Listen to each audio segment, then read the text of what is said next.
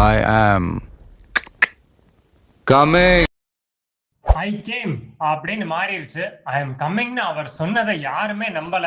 நிச்சயமா இது ஒரு பெரிய மாற்றத்துக்கான வழியா அமைஞ்சிருச்சு. படத்துல கூட கிளைமேக்ஸ்ல தான் ஹீரோ ஜெயிக்கிற மாதிரி காட்டுவாங்க.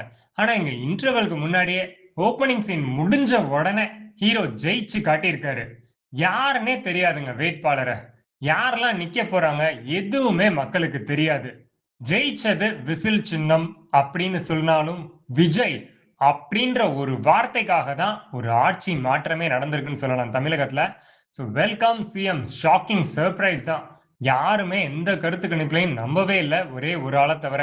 விஜய் அந்த கான்பிடன்ஸ், அந்த ஃபெய்த், அதுக்காக மக்கள் கொடுத்திருக்கிற ஒரு மிகப்பெரிய வெற்றி தான் தமிழக வெற்றி கழகத்தின் வெற்றின்னு சொல்லலாம். நான் சாதா மேன் தான் பேபி. ஆனா செய்யற சம்பவம்லாம் சூப்பரா இருக்கும்னு சொல்லுவாங்க. சூப்பரா சம்பவம் செஞ்சிருக்காரு, வாக்குறுதிகள் நிறைய கொடுத்துருக்காரு. அதெல்லாம் எப்படி நிறைவேற்ற போறாரு அப்படின்னு நிறைய பேருக்கு கேள்விகள் இருக்கலாம். அதுக்காக கொஞ்சம் பிரீதிங் டைம் கொடுத்தா கண்டிப்பா யோசிச்சு என்ன பண்ண போறாரு அப்படின்றதெல்லாம் நமக்கு தெரிஞ்சுக்கலாம்னு நிறைய மக்கள் சொல்லிட்டு இருக்காங்க. இப்ப த்ரிஷா அந்த மாட்டிற்கு வாங்க. நேற்று 3 மணிக்கே போய் வாழ்த்துக்கள் சொல்லிட்டாங்க நீலாங்கரை வீட்டுல. விஜய், த்ரிஷா, எம்ஜிஆர், ஜெயலலிதா அப்படின்னு சில பேர் கருத்துக்கள் சொல்லிட்டு இருக்காங்க. பட் எந்த அளவுக்கு இதெல்லாம் சரியா போகும் அப்படின்றதெல்லாம் நமக்கு தெரியாது.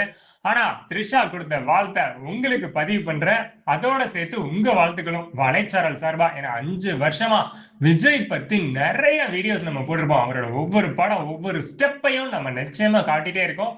சோ அந்த உரிமையில அவருக்கு வாழ்த்துக்கள் சொல்லிட்டு இந்த த்ரிஷா ஸ்தல பாத்துக்கோ. இறங்கிட்டோம்னா ஜெயிக்கணும். எனக்கு தெரியும்.